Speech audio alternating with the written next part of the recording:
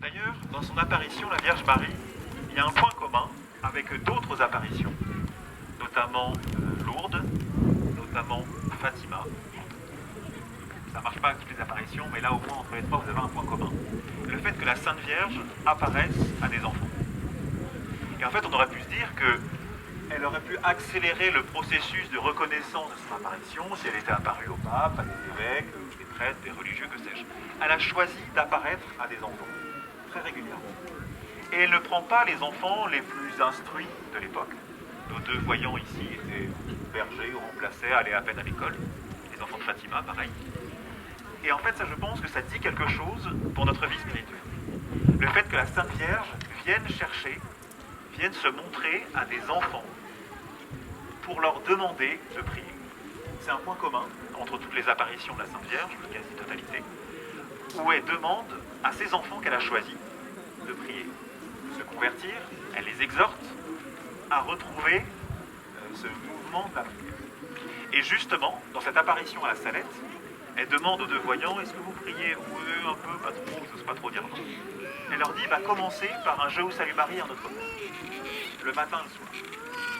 Et ça aussi, je pense que c'est quelque chose sur lequel il faut qu'on médite, et ce sera le propos que j'aurai avec vous, de se retrouver cette simplicité dans la prière, et de comprendre, de se remémorer que la prière n'est pas tant une accumulation de paroles qu'un élan vers Dieu, un élan vers la Sainte Vierge. Le fait, on pourrait prendre l'image de se blottir dans les bras de la Sainte Vierge ou dans les bras du monde. Comprendre que la prière, c'est une union à Dieu qui ensuite va se traduire par des paroles, peut-être, par une lecture spirituelle, certainement, mais de comprendre qu'en fait, on est au-delà du faire, on est dans l'être avec Marie, et l'être avec Jésus. Et c'est certainement ça que la Sainte Vierge veut nous redire aussi en ce lieu. C'est ce que nous devons réapprendre pour repartir d'ici en comprenant un peu mieux ce que c'est la prière. La prière, ça va être comme une respiration de l'âme, une union à Dieu. Le fait de se mettre à l'écoute de ce que Dieu veut nous dire, de cette union spirituelle, de cette vie de la grâce. Vous savez, quand Dieu habite dans notre âme, on est en état de grâce, on est connecté au bon Dieu. Et alors, qu'est-ce qu'on fait? Quels moyens on prend pour rester unis avec lui, pour écouter ce qu'il a à nous dire?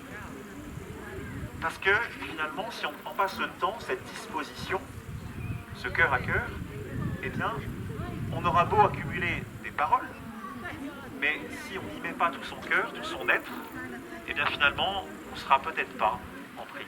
On verra la différence entre le fait de prier et de se mettre en prière, de vouloir prier. Alors, pour y arriver, il faudra prendre exemple sur notre Seigneur. Si vous vous souvenez dans l'Évangile, Jésus passe des nuits entières, des jours entiers à prier. Il insiste sur la nécessité de la prière. Il le dit à ses apôtres. Pourtant, l'Évangile n'est pas un traité sur la prière, n'est pas un manuel de prière. Vous ne trouverez jamais notre Seigneur qui dit aux apôtres comment s'asseoir, on se met à genoux, combien de temps il faut faire, faut prendre, s'il faut commencer par un signe de croix ou que sais-je. Nulle part. Donc il leur dit de prier, mais il ne leur dit pas comment faire. Et ça, c'est certainement une indication de notre Seigneur qui leur montre que finalement, la prière dépasse la pratique de la prière. Oui. Le seul passage où notre Seigneur dit comment faire, c'est l'enseignement du Notre Père. Quand les apôtres lui disent, alors, comment on s'y prend? Qu'est-ce qu'on fait? Et il leur dit, quand vous voulez prier, dites Notre Père qui est aux cieux comme nous. C'est à ce seul moment où il enseigne la manière de prier. Et donc en fait, cette prière, elle n'est pas anodine. On le sait, c'est pour ça qu'on la répète à chaque messe. On ne récite pas le Je vous salue Marie à la messe, on récite le Notre Père à toutes les messes. Ça montre bien que cette prière de Notre Père va rassembler l'essentiel de la prière chrétienne. Et l'Église nous rappelle que seul le Christ nous enseigne à prier. Et il faudra se mettre à son école et venir l'imiter. Et donc, on comprend alors que la prière, je le disais, ce n'est pas un don, ce n'est pas une technique, ce n'est pas une accumulation de formules, c'est bien plus une union à Dieu. Après, qui se concrétisera dans des formules, dans des paroles. Ce peuple m'honore des lèvres, mais son cœur est loin de moi, dans Saint Jean. Et vous voyez le reproche. m'honore des lèvres, mais son cœur est loin de moi. De sorte que le primat dans la prière, c'est bien l'union du cœur, la volonté, la proximité, et ensuite, peut-être, les paroles que nous posons. Alors on comprend que les deux écueils à éviter, le fait de réduire la prière à des mots, et le fait de aussi chercher l'efficacité dans mes paroles. Ce ne sera pas ça. Si on réduit la prière à des mots, eh bien, on risque de se lasser. Eh bien oui, mais bon, j'ai quand même accumulé, j'ai récité 15 rosaires et il ne s'est rien passé. J'en peux plus, j'en ai marre. Oui, ça ne m'étonne pas. Et l'efficacité immédiate, c'est la tentation un peu moderne de se dire que je fais quelque chose, donc il faut que ça marche. Et j'ai beaucoup prié et je n'ai pas été exaucé, donc ça veut dire que ça ne marche pas. Ben oui, mais en fait, la prière n'est pas tant l'accumulation, je vous le répète, de paroles, que l'union à Dieu que je vais avoir, le cœur à cœur que je vais essayer d'entretenir. Alors, quelques enseignements pratiques, une fois qu'on a rappelé cela. Se souvenir, comment s'y prendre, encore une fois à l'image de notre Seigneur, qui nous invite à prier dans le secret. Souvenez-vous, c'est l'évangile, je crois, du mercredi des cendres, où notre Seigneur nous dit, quand tu veux prier, eh bien, retire-toi dans ta chambre. Et ce que tu fais dans le secret, ton Père du ciel le voit, le sait. De sorte que le silence est là une clé de la prière que nous devons avoir. Le secret de la chambre, finalement. Vous voyez, cette idée, on ferme la porte derrière soi, personne ne nous voit, enfin même les parents. Mais notre Père du ciel nous voit, notre Seigneur nous voit. Le silence ouvre le cœur. La prière, on dira aussi, on se souviendra que c'est pas, je le disais dans ces paroles, ça ne sera pas une fin en soi, mais un moyen, dans son application, d'arriver jusqu'à Dieu. La fin ultime de la prière sera l'union à Dieu, dans la charité, dans l'amour de Dieu. Alors, c'est sûr que on aura des tentations dans la prière. Et le démon nous suscitera cette idée que la prière est inutile, que ça prend trop de temps, qu'on a autre chose de mieux à faire, que c'est du temps perdu, tout ça, on y reviendra un peu plus tard si j'ai encore le temps. Mais finalement, vous voyez, au-delà de tout ça, et même de l'efficacité de la prière, du sentiment d'efficacité, encore une fois, la Sainte Vierge nous le rappelle, il faut prier. Elle ne nous dit pas prier en vous mettant en condition parfaite, en ne pensant à rien d'autre, en n'ayant pas les enfants qui sont à côté, en ne conduisant pas. Elle ne nous dit pas tout ça. Elle nous dit de prier. Encore une fois, nous, bien sûr, on voit que parfois notre prière est un peu modeste, mais encore une fois, il ne nous appartient pas de juger de cette efficacité. Voyez. Quelle est mon intention? Ai-je l'intention de me rapprocher de Dieu? Est-ce que je veux me mettre? Est-ce que je veux entretenir ce cœur à cœur? Est-ce que je veux m'unir à lui? Pourquoi est-ce que je vais prier? Quelle place a la vie dans ma prière? Comment je m'y prends? Je le disais, cette union à Dieu, cette relation filiale. Sainte Thérèse nous le rappelait dans ses écrits, que le Dieu est notre Père, et nous sommes ses enfants. Il nous permet de l'appeler notre Père. De sorte que, en fait, c'est un peu ce que je disais au début, vous voyez notre attitude d'enfant, comme les voyants, on va avoir dans notre prière une attitude d'enfant par rapport à Dieu. L'attitude d'un enfant par rapport à ses parents, notre attitude par rapport à Dieu.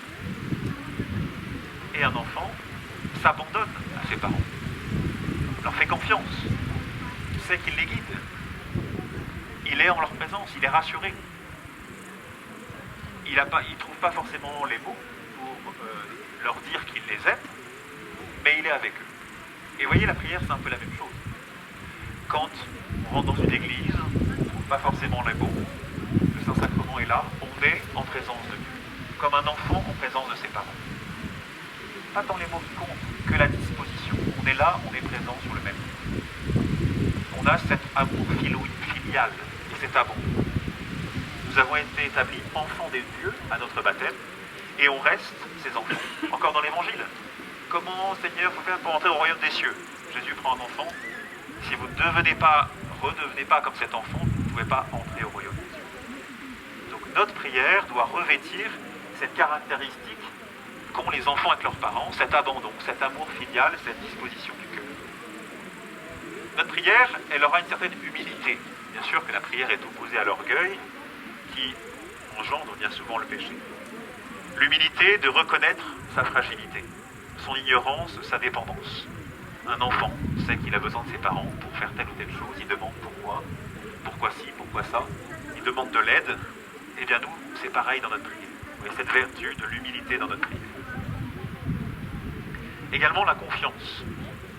Sainte Thérèse d'Avila nous le répète, la simplicité et l'audace confiance, dit-elle. Dieu veut notre bien et accueille notre présence spirituelle à lui, accueille notre prière.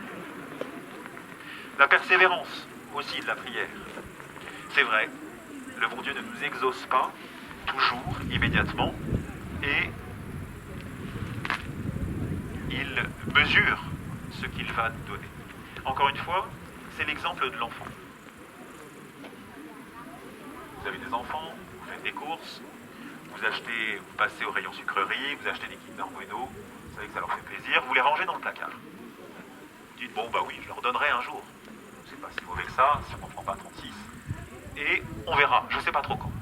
Et là, les enfants demandent, ah, on peut avoir les Kinder, voilà les Kinder. Mais, bah non, mon petit chéri, c'est pas le moment. Parce qu'on va passer à table, parce que t'en as déjà eu hier, ou parce que c'est le carême, on est mercredi décembre. Il y a quelque chose pour toi, un bien que j'ai acheté, que j'ai prévu de te donner, les Kinder Bueno, c'est pour toi. Mais je juge que c'est pas le bon moment. Parce que moi, je sais mieux, de par mon expérience, de par ma sagesse, que ta demande d'enfant n'est pas forcément ajustée à ce moment-là. Je ne te donne pas le Kinder Bueno pour l'instant, mais je te le donnerai plus tard. Et finalement, le bon Dieu, c'est un peu comme ça. Parfois, on dit, oui, mais j'ai réussi à faire changer le bon Dieu, j'ai fait changer ses plans, il m'a exaucé. Non, peut-être qu'il avait effectivement prévu de nous donner telle ou telle grâce. Parfois, ce n'était pas le bon moment, on a prié, on n'a pas été exaucé. Et à un autre moment, c'était le moment, c'était adéquat. Et là, le bon Dieu a dit, bah oui, mon enfant, tu m'as demandé quelque chose, j'avais prévu de te le donner, et donc je te donne cette grâce-là. Et vous voyez encore, on retrouve ce lien, l'image de l'enfant par rapport à ses parents, et le bon Dieu par rapport à nous-mêmes dans notre prière. Donc notre prière ne sera pas toujours exaucée de manière immédiate, mais si c'est un bien pour notre vie spirituelle, pour notre vie éternelle, assurément, le bon Dieu voudra nous le donner, peut-être pas tout de suite, parce qu'on n'est pas toujours bon juge, mais certainement que le bon Dieu y pourvoira.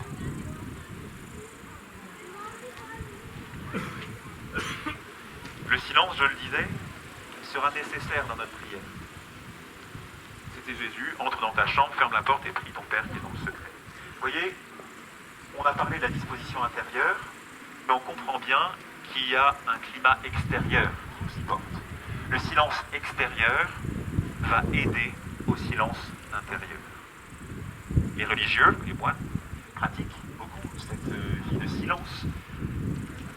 Et vous voyez, peut-être que le silence, on en a un peu peur, parce qu'on est un peu face à soi-même, on se pose des questions, ça nous gamberge un peu. Mais pour les religieux, le silence n'est pas une peur, n'est pas vide, il est occupé par Dieu.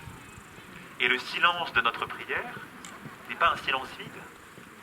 On ne cherche pas à, on va parler des pensées parfois qui nous assaillent, on ne cherche pas à faire le vide, on cherche à se mettre en présence de Dieu, à penser à lui, à être unis à lui, comme s'il était à côté, à être en sa présence. Comme deux personnes qui s'aiment et qui n'ont pas forcément besoin d'échanger des mots, le fait d'être ensemble, c'est un peu ça. Vous voyez, de se représenter l'image de Dieu à côté de nous ou en nous.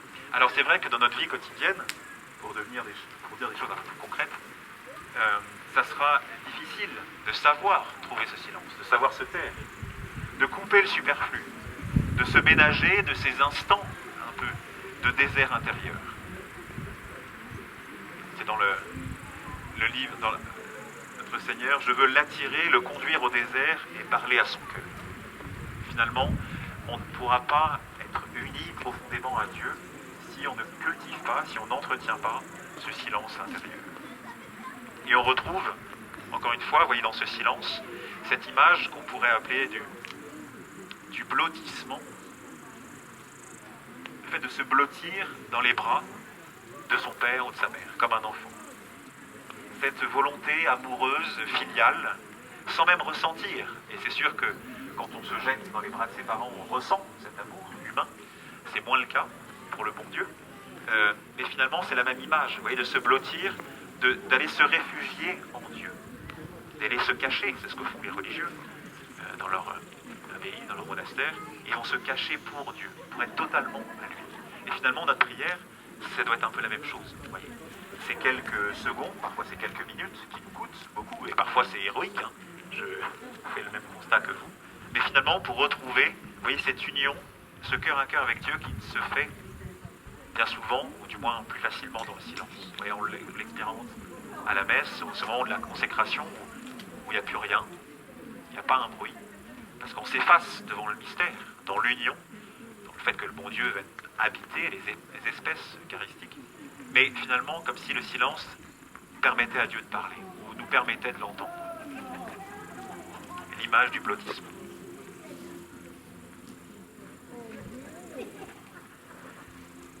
Il nous faudra donc devenir comme ces petits-enfants. Alors, voyons des choses un peu plus concrètes, maintenant, après avoir rappelé ces quelques principes. Comment on va s'y prendre? Je le disais tout à l'heure, la prière n'est pas tant une accumulation de choses ou de principes, plutôt qu'un état d'esprit, une volonté, un cœur à cœur. Notre attitude du cœur. Alors ça prendra différentes formes. La forme de la prière. Prière vocale, ce qu'on appelle la prière vocale, c'est ce qu'on a fait ce matin en marchant, la récitation du chapelet. Apprendre des prières qui nous sont chères, prière de notre enfance dont on se souvient. Cette prière vocale, mais doit partir du cœur. Sinon, si c'est juste une parole que l'on dit, sans y mettre notre intention, on comprend que ça n'a pas la même portée. De même, vous dites à quelqu'un que vous l'aimez, si vous n'en pensez pas, si vous ne pensez pas à ce que vous dites, ça n'a pas de valeur. La prière vocale. Aussi la prière mentale, ce qu'on appelle parfois l'oraison également. C'est cette prière sans parole extérieure, mais plutôt ce cœur à cœur filial avec Dieu. Souvenez-vous, c'est l'image de ce que raconte le Saint curé d'Ars qui passe devant une église, il voit un homme qui est là dans l'église, assis, il ne dit rien. Et il lui dit, mais qu'est-ce que vous faites là? Et l'homme répond, j'avise le bon Dieu, et il m'avise. Et bien, finalement, c'est ça la prière. J'avise le bon Dieu. Je suis là, en sa présence, dans l'église, Saint-Sacrement. Ce lieu consacré à lui, je suis chez lui. Je suis à genoux, assis, et je suis là. Je suis disposé à être en sa compagnie. Ça, c'est une prière. Peut-être qu'on ne va rien dire, on ne va rien réciter, on ne va pas égrener son chapelet. Mais je suis à lui, je lui offre mon cœur, je suis en prière. Vous voyez que la prière, c'est pas quelque chose de compliqué, on le disait avec la Sainte Vierge quand elle disait ça, ici même aux deux jeunes enfants. C'est pas quelque chose de compliqué, les mots soutiennent parfois notre prière, c'est la récitation du chapelet, on se dit c'est toujours pareil, et ça soutient la méditation, donc la répétition soutient la prière. Alors il nous faudra trouver, nous-mêmes, chacun, quelle est la forme de prière qui nous convient le mieux, celle qui nous porte le mieux. Parfois, certains préfèrent lire l'évangile plutôt que la lettre en oraison, parce que leur esprit part un peu à droite à gauche. D'autres aiment la prière du chapelet, ça j'espère que c'est tous les catholiques fervents, et surtout à la faveur de ces apparitions qui nous le rappellent. Donc vous voyez, il nous faudra trouver notre expression de la prière qui nous convient, parce que cette expression viendra soutenir notre cœur à cœur que l'on va chercher à avoir dans notre prière. Dans ces apparitions, la Sainte Vierge dit aux deux enfants, commencez Notre Père, Je vous salue Marie, le matin et le soir.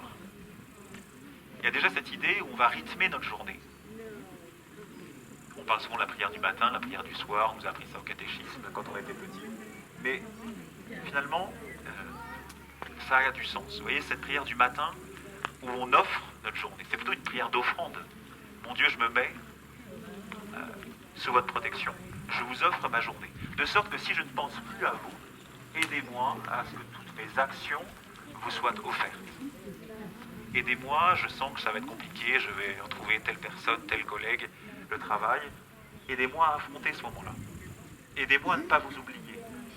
Aidez-moi à penser à vous. Aidez-moi à être ferme dans les tentations que je vais peut-être rencontrer.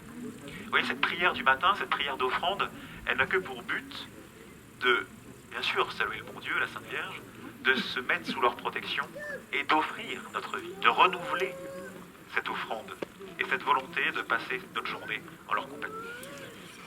Le soir, on parle beaucoup de l'examen de conscience, encore une fois, qui n'a pas besoin de durer des heures.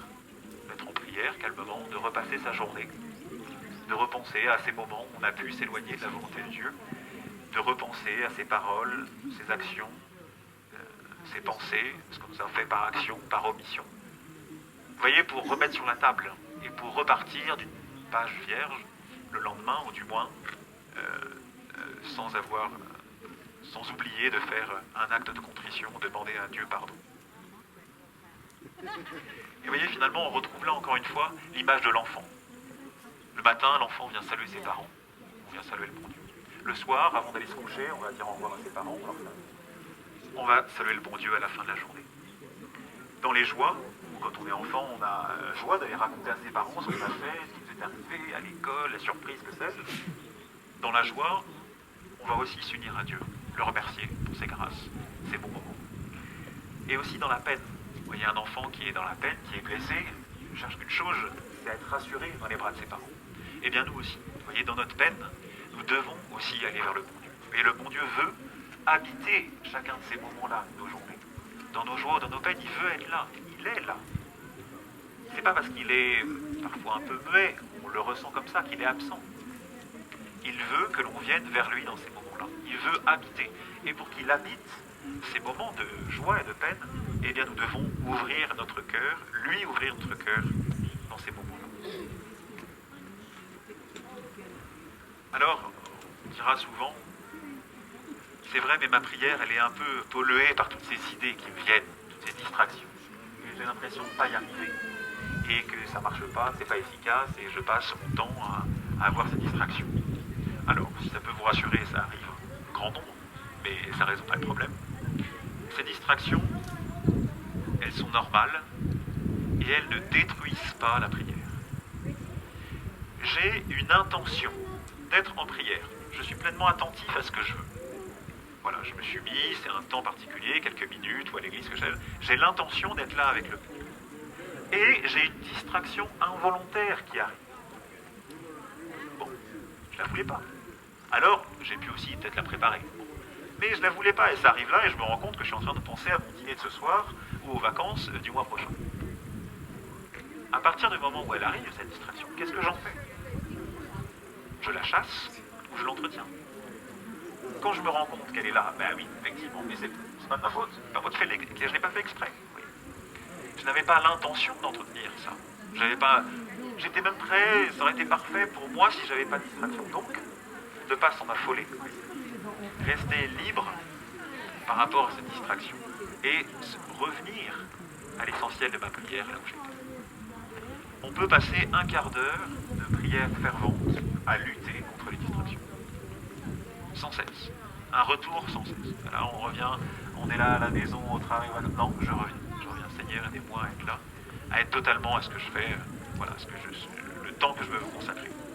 Et 2 minutes après, on est en train, je reviens. Et vous voyez, cette lutte, ce combat, peut-être qu'effectivement, j'aurais pas dit grand-chose, mais ma volonté d'être uni à Dieu dans ces quelques minutes et mon combat pour y rester, là, ça c'est méritoire. Et là, je trouve le bon Dieu. Bien sûr que je l'ai trouvé dans le combat de lutter avec des trucs qui me venaient. Oui. Mais qui me dit que je ne l'ai pas mieux trouvé, ou que ma volonté n'a pas été plus exercée dans ce moment-là, que si tout allait très bien et j'avais aucun problème. Encore une fois, le principal, ma disposition du cœur, et si voilà, mon intention est ferme, je n'ai pas à me soucier de cette qualité, bien sûr, que parfois on se rend bien compte qu'on part très loin. Bon, on y va quand même. Mais vous voyez, encore une fois, pour ne pas désespérer de notre prière. Sinon, le problème, c'est de se rendre compte qu'on a souvent des distractions, qu'on n'y arrive pas, qu'on est fatigué, et on dit, bon bah, ça sert à rien, j'arrête. Non.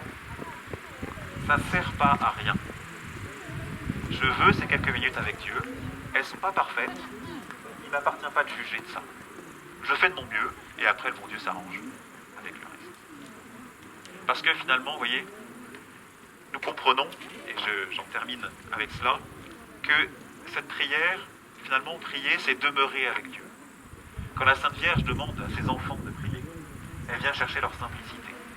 Elle vient chercher leur abandon. Elle vient chercher leur confiance. Courage, calme et confiance. C'est ce qu'elle dit aux enfants, ici à la Salette. Eh bien, c'est la même disposition d'âme que nous devons avoir. Malgré nos distractions, malgré nos difficultés, repartir, on en est tous à un point différent. Patiemment, chaque jour, avec régularité, comme les enfants de la Salette qui ont commencé avec un Notre Père, un jour Salut Marie, 10 secondes chacun. Mais régulièrement, je vais irriguer ma journée de cette union à Dieu, de ce cœur à cœur. Prier, car la grâce est indispensable à notre vie avec Dieu. Cette grâce sanctifiante qui est la sève de notre âme, qui coule en nous pour peu que nous soyons en état de grâce, et cette grâce actuelle que le bon Dieu nous envoie. Grâce sanctifiante, nous sommes unis à Dieu de manière habituelle. Et la grâce actuelle, ponctuelle, que le bon Dieu va nous donner, va nous envoyer à la faveur de telle ou telle circonstance de notre vie. Et nous devons entretenir par notre prière cette grâce en nous pour qu'elle coule dans nos veines de manière habituelle ou que le moment venu, le bon Dieu nous envoie le secours dont nous avons besoin. Vous voyez, je le disais, et j'en termine, cette nécessité de la prière, ce cœur à cœur, on retrouve dans la prière du Notre Père, à la fin, donnez-nous aujourd'hui notre pain de chaque jour. Bien sûr que notre Seigneur parle de ce pain de l'Eucharistie, mais cette image de cette nourriture, finalement, au-delà de la présence réelle, de ce pain qui peut aussi illustrer la nécessité de la prière pour notre âme. L'âme a besoin de ces prières quotidiennes, l'âme a besoin de cette nourriture pour grandir. Un enfant ne peut pas grandir s'il n'est pas nourri. Notre âme ne pourra pas grandir, se développer en Dieu, si elle n'est pas nourrie de manière habituelle, cette image du pain de notre Père, par la disposition à Dieu, par la grâce. Dieu est notre Père, il écoute ses enfants, il écoute notre prière. Sa réponse, je le disais, peut être différée ou différente. Le Père sait ce qui est bon pour nous. Alors bien sûr qu'on aura des épreuves, notamment l'épreuve de la souffrance, qui est parfois une incompréhension devant le mystère du mal, de la souffrance, qui peut être souvent un frein à notre prière. Et se souvenir que cet épisode, encore une fois, nous est rappelé dans cet épisode de la résurrection de Lazare. Vous savez, vous pourrez reprendre, c'est au chapitre 11 chez Saint Jean, où Jésus retarde son intervention, retarde la résurrection de Lazare, comme pour éprouver la foi de Marthe. Marthe exprime son questionnement. Si tu avais été ici, il ne serait pas mort. Jésus répond, je suis la résurrection et la vie. Le Seigneur demande, vous voyez, cette confiance et cette foi avant de ressusciter Lazare. Et on a peut-être là un point, une première explication de ce mystère, de cette difficulté de la prière, de la souffrance, du mal. Le bon Dieu, peut-être par là, veut nous éprouver notre foi. Alors, raison de plus pour ne pas abandonner cette prière, cette disposition du cœur et notre volonté de lui être unis à lui. La prière sera la nourriture pour notre âme, et même face au silence ou à l'incompréhension ou au mal, notre prière n'est jamais vaine. Et ça aussi, je pense qu'il faut s'en souvenir. La prière des enfants à Fatima, la prière des enfants à la Salette, Sainte Bernadette à Lourdes, le bon Dieu a choisi la prière des enfants, a choisi la simplicité. Le bon Dieu veut cette prière simple, qui ne comprend pas toujours tout, qui est parfois un peu perdue, mais qui est là. Et ça aussi, je pense que nous devons méditer là-dessus pour retrouver le goût de la prière et la fidélité dans notre prière. Notre Seigneur prie toujours, sans interruption. Nous aussi, notre prière doit être unie à notre vie de tous les jours, afin que nos journées soient irriguées par nos prières, par notre présence à Dieu. J'en termine là pour ces quelques considérations sur la prière. On va se retrouver pour le salut du Saint-Sacrement dans 10 minutes. Il doit commencer dans 10 minutes. Alors écoutez, je vous invite à la fin de ce pèlerinage, devant le Saint-Sacrement exposé, de renouveler en vous, de demander à Dieu la grâce de cette fidélité de la prière, peut-être de lui demander son aide, sa grâce, comment faire, et peut-être repartir de ce pèlerinage, voyez, avec quelques résolutions. Encore une fois, on dit aux enfants de prendre des résolutions pendant le carême, et bien ça vaut aussi pour les adultes. C'est pas forcément des résolutions de ne plus manger de bonbons, mais des résolutions de ne pas en faire des tonnes, mais en faire un peu moins régulièrement. Chaque jour, matin, soir, en se souvenant de ces enfants choisis par la Sainte Vierge, de se dire que le bon Dieu nous attend et comment on lui répond. Oui, notre prière est une réponse à la présence et à l'amour de Dieu pour nous. Dans quelle disposition de cœur et d'âme on se met chaque jour. Je ne dis pas que c'est facile, mais je dis que nous devons retrouver le goût de la disposition de cœur et ensuite de l'application concrète, de l'expression de la prière, le chapelet, la lecture de l'évangile ou l'oraison. Mais je pense de méditer là-dessus, de demander au Seigneur la grâce de la fidélité dans la prière, de l'ouverture du cœur. Et bien là, nous serons à l'image de ces enfants, choisis par la Sainte Vierge, à qui elle apparaît, et véritablement nous aurons alors ce cœur à cœur avec la Sainte Vierge, avec le bon Dieu, qui irriguera notre vie.